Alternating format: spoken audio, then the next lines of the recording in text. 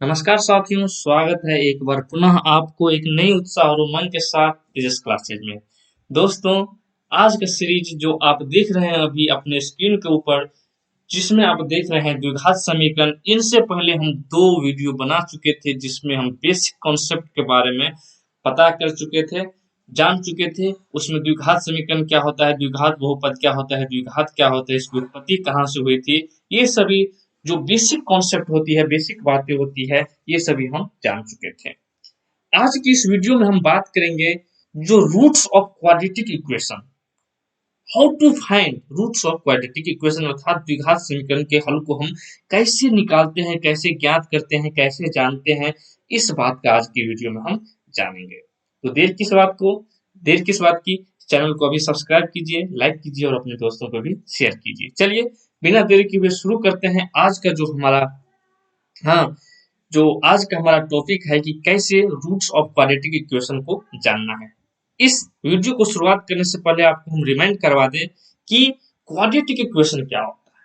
तो हम आपको एक बात बता दें कि क्वाड्रेटिक इक्वेशन जब किसी द्विघात बहुपद को जीरो से समाकृत समाकृत का मतलब यहाँ पर इक्वेट करते हैं, उनके बराबर करते हैं, तो उसे हमको क्या प्राप्त होता है, तो द्विघात समीकरण प्राप्त होता है। क्या प्राप्त होता है, तो द्विघात समीकरण। यहाँ पर द्विघात बहुपद का बात करें तो द्विघात बहुपद का जो रूप होता है ये होता है A x square B X plus C, जो कि इसके बराबर में कुछ नहीं रहता है। बराबर का साइन यहाँ पे नहीं लगाएंगे, जो ही बराबर लगा के और जीरो से इक्वेट करते हैं तो यही हमारा क्या हो गया, द्विघात समीकरण।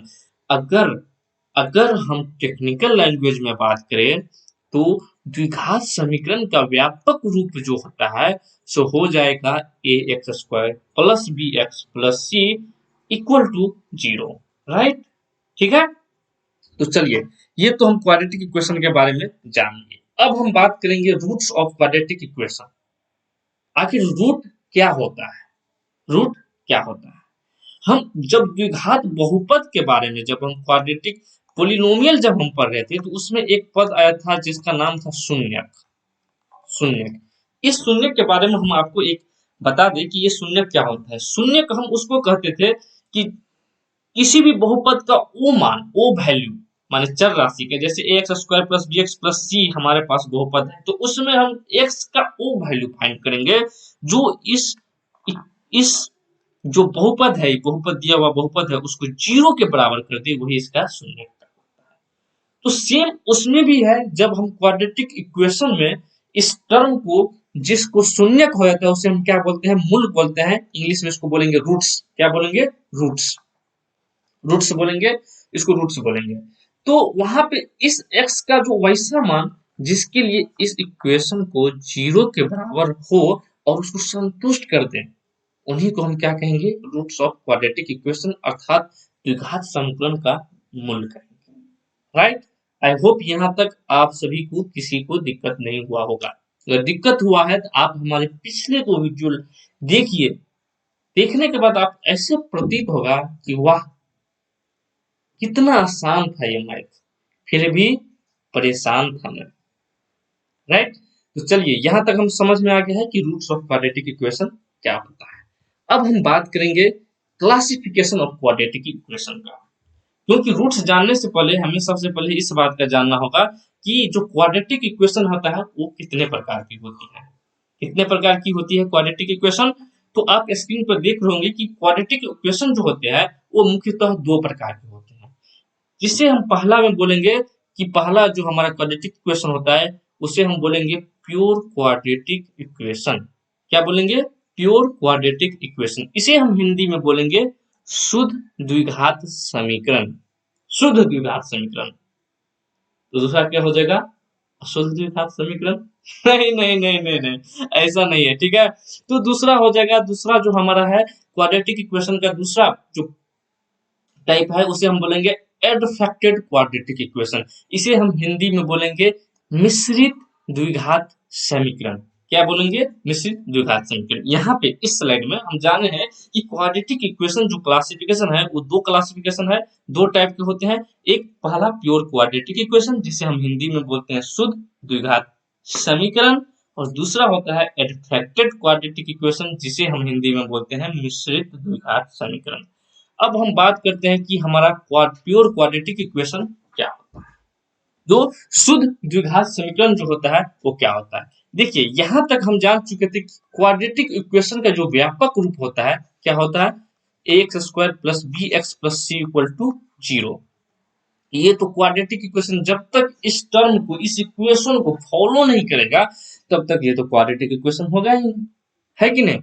इतना तो बात आप जान चुके हैं क्योंकि आप पढ़ाई तो किए हैं तेजस क्लासेस से, तो इस बात से कोई नकार नहीं सकता है कि क्वाड्रेटिक इक्वेशन के लिए ax² + bx + c = 0 का टर्म एंड कंडीशन फॉलो करना ही होगा, राइट। तो चलिए प्योर क्वाड्रेटिक इक्वेशन हम किन को बोलेंगे, तो हम उस द्विघात समीकरण, जिस द्विघात समीकरण में चर के x, चर जो होता है x या y भी हो सकता है, डजंट मैटर, लेकिन यहाँ पर हम x की लेकर चल रहे हैं तो इसको हम x से ही बांटेंगे। तो चर x का एक घात वाला पद नहीं हो उसे हम शुद्ध द्विघात समीकरण कहेंगे। यहाँ पर देखिए इस टर्म जो है ax², उसमें जो x का घात है कितना है, x का पावर जो है सो कितना है, 2 है। फिर यहाँ पर bx वाला हुआ तो उसमें x का पावर कितना है, तो 1 है। और c वाला में x का घात कितना है, तो x का घात है 0। इतनी बात को आपको ध्यान में रखना है। क्या रखना है, इतनी बात को ध्यान में आपको रखना है, राइट। ओके, तो उस समीकरण में जो हमको बोल रहा है कि x का एक घात वाला पद, एक घात वाला पद कौन सा है, तो हमारा ये जो बंधु है कौन सा, तो ये bx वाला जो टर्म है वो किसके बराबर होना चाहिए, 0 के बराबर, 0 के बराबर होना चाहिए। तो उसके बाद दूसरे शब्दों में अगर हम बात करें कि द्विघात समीकरण का जो ये वाला टर्म है इसका व्यापक रूप, उसमें b बराबर 0 होना चाहिए, अर्थात bx वाला जो है टर्म हमारा क्या होना चाहिए, 0। तो वह क्या कहलाएगा, द्विघात समीकरण कहलाएगा। तो यहाँ तक तो समझ गए। तो यहाँ पर एक बात हमें जानना होता है कि क्या प्योर क्वाड्रेटिक इक्वेशन का व्यापक रूप क्या हो सकता है। तो प्योर क्वाड्रेटिक इक्वेशन अर्थात शुद्ध द्विघात समीकरण का व्यापक रूप जो है सो हमारे पास हो जाएगा ax² + c = 0, अर्थात ax² जोड़ c बराबर कितना होना चाहिए, 0। मतलब b वाले टर्म को भेज दो उसको ससुराल, अभी जाओ सरोजनी से मिलो, सलहज से मिलो, साली से मिलो और वहां पे मजा लो, तब तक हम शुद्ध विचार वाले संत महात्मा बन जाते हैं, ठीक है। तो उदाहरण के लिए अगर बात किया जाए तो क्या होता है, x² - 16 = 0। इस टर्म में देखिए आप x² - 16 वाला में, x² - 16 वाला में देखिए यहाँ पर तो x² जिसका घात कितना है, 2 है, लेकिन 16 में x का घात कितना है, तो 0 है। ठीक, किसी भी कोई भी टर्म हो यहाँ से 1 अरब क्यों ना हो, 1 अरब क्यों ना हो, अगर उनका घात 0 हो तो किसके बराबर होता है, 1 के बराबर। ये बात आपको हमेशा और हमेशा जब तक जिंदा रहे इतना बात आपको हमेशा याद रखना है। इसके लिए यहाँ पर एक चुटकुला भी आया था कि हाँ, सो मैथमेटिक्स के टीचर और इतिहास के टीचर में हाँ कुछ बातों के लिए डिबेट हो गया, बहस हो गया, ठीक है। तो बहुत इंटरेस्टिंग है, सुनिए। तो डिबेट हो गया तो इसमें इतिहास का शिक्षक क्या बोलता है, खबरदार अगर आप हमसे बहस करते हैं तो अकबर की सेना को बुलाकर हम आप पे हमला करवा देंगे।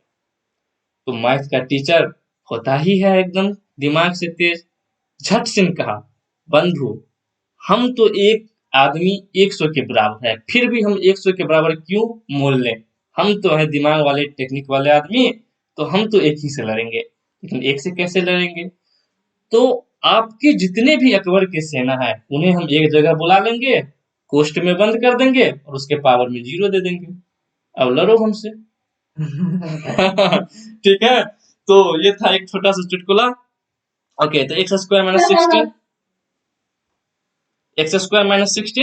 0। तो इसमें जो x वाला जो टर्म है जिसका घात 2 है, x², ये वाला टर्म है जिसके x का घात 0 है, ठीक है, वो ये वाला भी टर्म है। लेकिन x का घात जो 1 होता है यहाँ पर, जिसके साथ x मतलब कोई ऐसा टर्म जिसके साथ x हो, वो टर्म यहाँ पर मिसिंग है। तो ये हमारा क्या हो गया, प्योर क्वाड्रेटिक इक्वेशन, शुद्ध द्विघात समीकरण हो गया, ठीक है।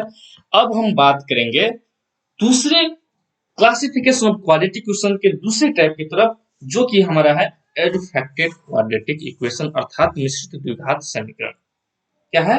तो एडफेक्टेड क्वाड्रेटिक इक्वेशन, इनके बारे में जाने तो यह जिस द्विघात समीकरण में चर x का एक घात वाला भी पद हो उसे हम मिश्रित द्विघात समीकरण कहते हैं। मतलब मोटा मोटी आप इतना समझिए कि इस समीकरण में कुछ चेंज नहीं होता है, जो द्विघात समीकरण है वही सेम टू सेम होगा।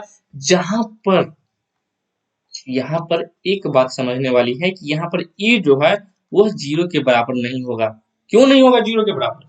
क्योंकि जब ये 0 के बराबर हो जाएगा तो ये वाला टर्म भी 0 के बराबर हो जाएगा, तो x का घात 2 वाला रहा कहाँ इस टर्म में? तो ये द्विघात समीकरण तो हुआ ही नहीं। इसलिए तो चाहे एडफेक्टेड क्वाड्रेटिक इक्वेशन हो या हो प्योर क्वाड्रेटिक इक्वेशन, उस दोनों में आपको a बराबर 0 नहीं होना चाहिए। बस इतना बात आपको ध्यान में हाँ याद रहना चाहिए, अपनी गर्लफ्रेंड के मोबाइल नंबर की तरह, राइट। उसके बाद bx जो है bx वाला भी होना चाहिए, लेकिन b बराबर भी 0 नहीं होना चाहिए। b बराबर अगर 0 हो गया, अगर मान लीजिए ये 0 नहीं भी हुआ और b बराबर 0 हो गया तो ये तो हो गया प्योर क्वाड्रेटिक इक्वेशन। फिर एडफेक्टेड क्वाड्रेटिक इक्वेशन जिसे हम मिश्रित द्विघात समीकरण कहते हैं, ये वाला भी टर्म नहीं करना पड़ेगा। मतलब आपको ये वाला भी टर्म इसके व्यापक रूप का अगर बात करें तो A x square plus B X plus C equal to 0 के टर्म में आपको रखना होगा, राइट। इतना बात तो आप समझ गए। चलिए अब उदाहरण के लिए अगर हम बात करते हैं तो ये देखिए ये वाला term 3x² plus 5x plus 6, 3x² plus 5x plus 6, ठीक है। 3x² प्लस 5x प्लस 6, तो इसमें एक्स स्क्वायर जो जिसके एक्स जो चर है उसका घात 2 वाला पद भी है, और एक्स जिसका मतलब जिस चर का एक्स का घात जो 1 है ये वाला भी टर्म है, और कांस्टेंट टर्म तो है ही, और सभी के बराबर 0 है। ये एडफेक्टिव क्वाड्रेटिक इक्वेशन का एक उदाहरण होगा, राइट। तो चलिए यहाँ तक हम जान चुके हैं कि हमारा जो प्योर क्वाड्रेटिक इक्वेशन और एडफेक्टेड क्वाड्रेटिक इक्वेशन अर्थात शुद्ध द्विघात समीकरण और मिश्रित द्विघात समीकरण क्या होता है, यहाँ तक आप सभी जान चुके हैं। अब हम बात करेंगे रूट्स ऑफ क्वाड्रेटिक इक्वेशन के बारे में, ठीक। तो कैसे हम सबसे पहले कि प्योर क्वाड्रेटिक इक्वेशन के रूट को हम कैसे फाइंड करते हैं, सबसे पहले इस बात की जानकारी करेंगे। देखिए चाहे प्योर क्वाड्रेटिक इक्वेशन हो या हो एडफेक्टेड क्वाड्रेटिक इक्वेशन अर्थात मिश्रित द्विघात समीकरण, इन सभी को रूट्स निकालने अर्थात मूल निकालने की मुख्यतः दो विधि है। कितने विधि हैं? तो एक स्क्वायर रूट वाले मेथड है और एक गुणनखंड विधि वाले मेथड है, ठीक है। यहाँ तक आपको किसी को दिक्कत नहीं। तो अब हम जानेंगे कि कैसे शुद्ध द्विघात समीकरण को स्क्वायर रूट के मेथड से कैसे हम जाने कि इसका रूट निकाला जाता है स्क्वायर रूट के मेथड से, ठीक। तो इसके लिए सबसे पहले आपको क्या करना पड़ेगा, एक्स स्क्वायर सबसे पहले आप एक बात बताइए, एक्स स्क्वायर माइनस 16 जो है इक्वल टू 0, क्या यह शुद्ध द्विघात समीकरण है या नहीं? तो बिल्कुल है। क्यों? क्योंकि इसका व्यापक रूप जो होता है standard form a x square plus C equal to 0 है, और इसको आप संतुष्ट करता है ये वाला टर्म, तो ये हमारा क्या हो गया, वो A x square plus C equal to 0, हाँ ये हमारा क्या हो गया, तो प्योर क्वाड्रेटिक इक्वेशन हमारा हो गया। तो हमें जो सबसे पहले प्योर क्वाड्रेटिक इक्वेशन का रूट निकालने के लिए जो सबसे पहला जो हमारा स्टेप होगा, सबसे पहला कदम होगा, वो हम करेंगे कि एक्स स्क्वायर वाले पद को एक तरफ और बाकी को दूसरे तरफ लिखेंगे। कैसे? तो यहाँ पर है x square minus 16 equal to 0, तो एक्स स्क्वायर को एक तरफ लिख लेते हैं और इक्वल करके 16 लिख देते हैं। मतलब ये वाला जो टर्म है एक्स स्क्वायर को छोड़कर बाद बाकी को सारे को हम बराबर के उस पार ले जाएंगे, मतलब राइट साइड ले जाएंगे, राइट। तो यहाँ पर एक बात ध्यान, ये सभी तो जानते भी कि यहाँ पर माइनस है तो बराबर के राइट साइड जाएगा, तो ये क्या हो जाएगा, प्लस हो जाएगा। इस बात को जानकारी हमेशा रखना है गर्लफ्रेंड के मोबाइल के नंबर की तरह, राइट। ओके, ये तो था हमारा स्टेप 1 कि पहले एक्स स्क्वायर पद को एक तरफ और बाकी को दूसरी तरफ लिखेंगे। उसके बाद जो हमारा स्टेप 2 रहेगा वो क्या रहेगा कि अब दोनों और एक्स स्क्वायर के गुणांक से भाग करेंगे। अब यहाँ पर एक टर्म आया है गुणांक, क्या आया है, गुणांक। आखिर ये गुणांक होता क्या है? तो गुणांक यहाँ पर अगर एक्स स्क्वायर माइनस 16 है तो एक्स स्क्वायर के साथ जो अचर पद गुना के साथ रहता है, जैसे यहाँ पर हम लिख लिए 4x स्क्वायर, क्या लिख लिए 4x स्क्वायर, तो यहाँ पर एक्स स्क्वायर का गुणांक जो है तो ये हो गया 4। यहाँ पर लिख लिए एक्स स्क्वायर, तो एक्स स्क्वायर का जो गुणांक है ये हमारा क्या हो गया ए हो गया। ठीक, समझ गया, ओके। तो अब दोनों ओर हमारा स्टेप 2 जो है क्या है, हम अब दोनों ओर एक्स स्क्वायर के गुणांक से भाग करना है। तो एक्स स्क्वायर का गुणांक कितना है बंधु, तो 1 है।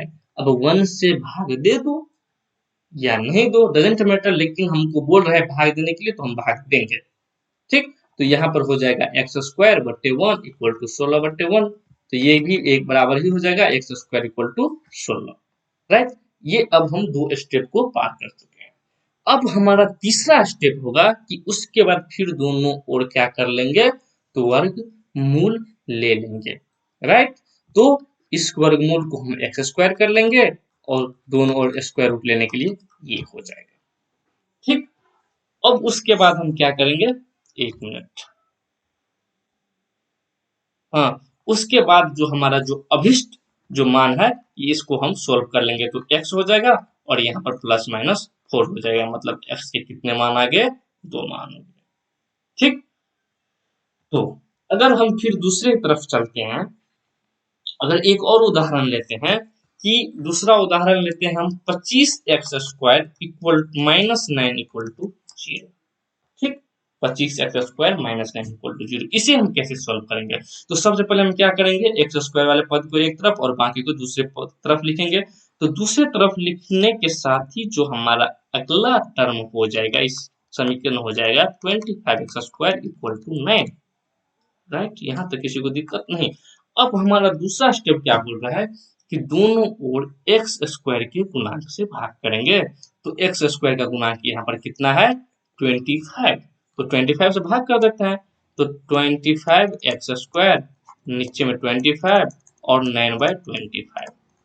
ठीक, अब यहाँ पर एक्स स्क्वायर के गुणांक से भाग करने के बाद हमारा जो हो जाएगा एक्स स्क्वायर बाय 9/25, ये हमारा इक्वेशन इस तरह का रूप ले लेगा। ठीक है, तो मतलब ये नागिन सांप, इच्छाधारी नागिन सांप अब सांप वाले फॉर्म में आ गया, ये था पहले मनुष्य वाले फॉर्म में, राइट, अब आ गया सांप वाले फॉर्म में।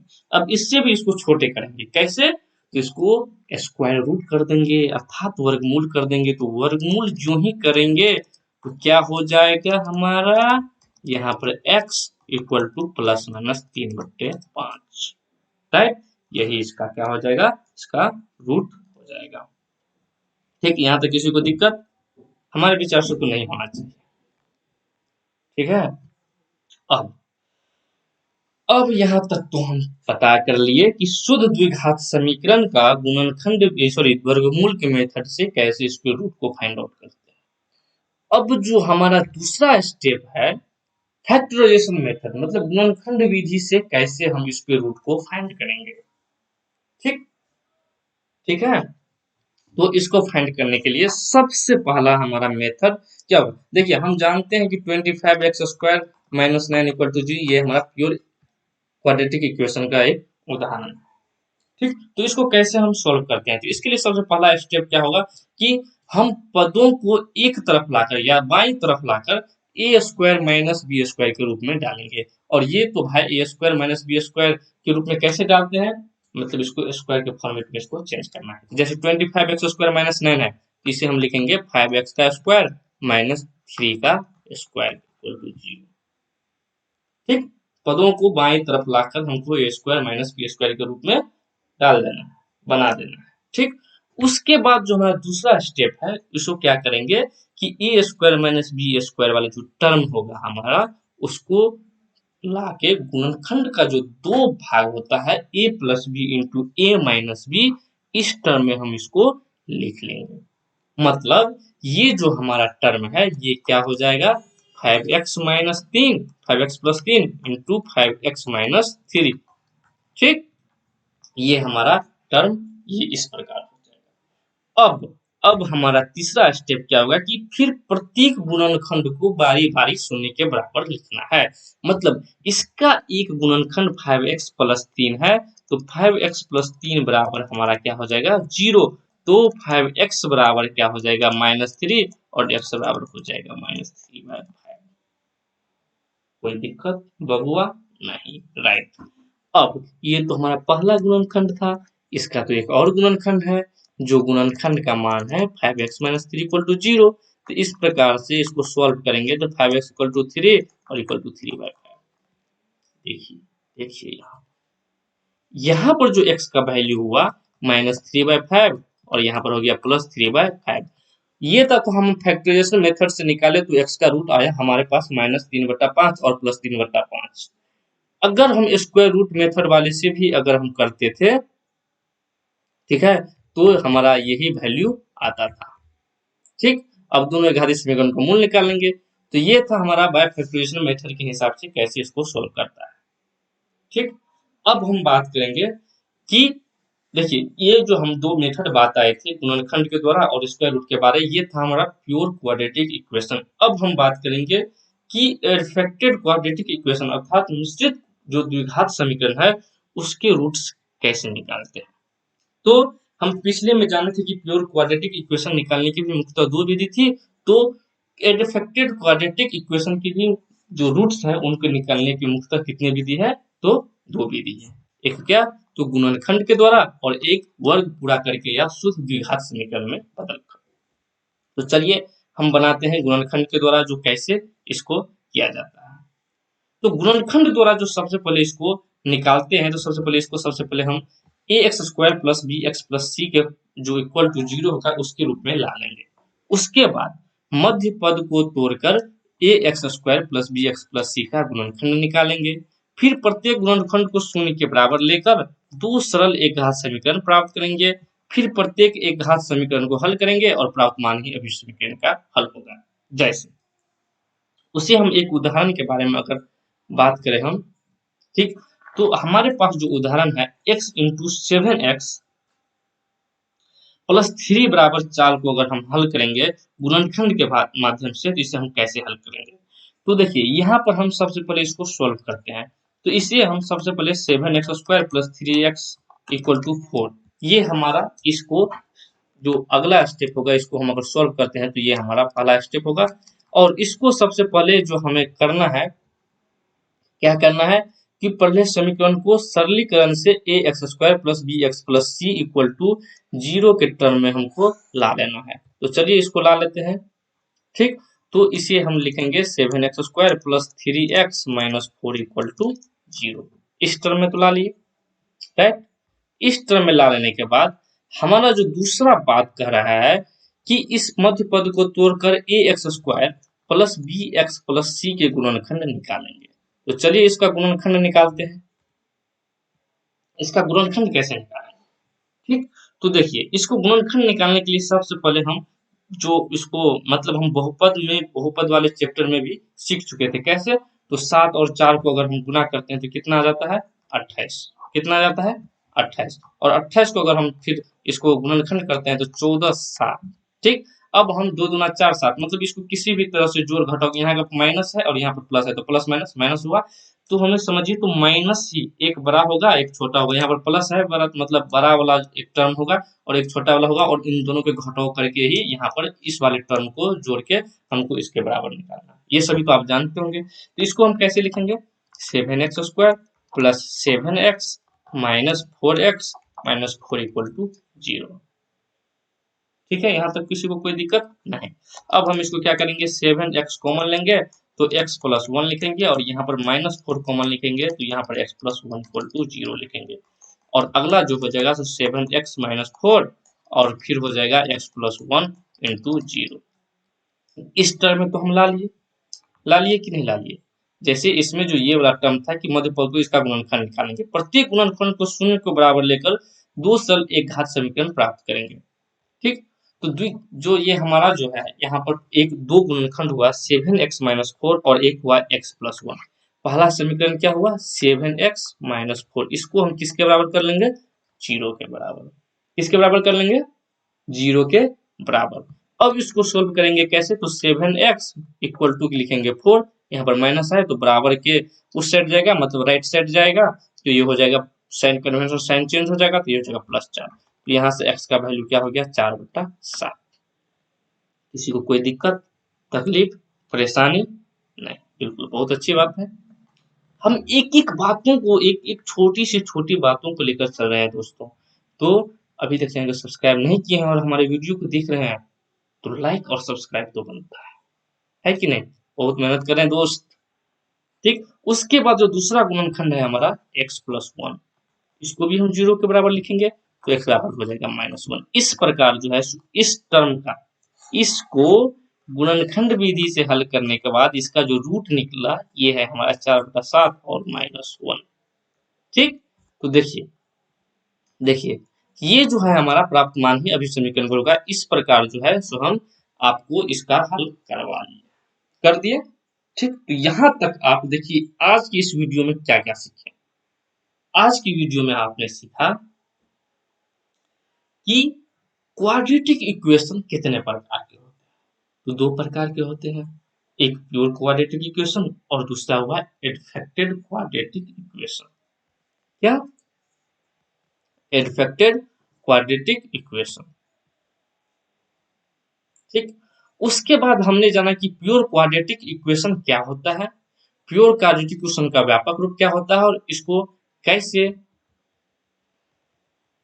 कैसे हम रूट्स को फाइंड आउट करते हैं, तो स्क्वायर रूट के मेथड से और फैक्टराइजेशन के मेथड से। उसके बाद हम जाने हैं कि एडफेक्टेड क्वाड्रेटिक इक्वेशन को भी किस प्रकार इसको हल किया जाता है, क्या होता है, और इसका जो प्योर एडफेक्टेड इक्वेशन जो होता है उसको हम कैसे इसको रूट्स को कैसे फाइंड आउट करते हैं, ये हमने सीखा है। उसमें भी 2 तरीके हैं, एक है आपको एक क्या है आपको वर्गमूल निकालकर एक है गुणनखंड द्वारा और है दूसरा वर्ग पूरा करके या शुद्ध द्विघात समीकरण में बदलकर। तो यहाँ पर उसमें हम गुणनखंड के द्वारा कैसे निकालते हैं रूट्स को, ये आज हमने इस वीडियो में सीखा। अब जो दूसरा हमारा है वर्ग पूरा करके या शुद्ध द्विघात समीकरण में बदलकर इसको कैसे हम फाइंड आउट करते हैं, ये हम सीखेंगे अगली वीडियो में। तब तक के लिए मिलते हैं हम अगली नई वीडियो में। तब तक के लिए bye bye, take care, okay, have a nice day. तब तक के लिए आप प्रैक्टिस कीजिए और अपने आसपास स्वच्छ रखें, साफ रखें और कोरोना से बचें। ठीक है, चलिए धन्यवाद।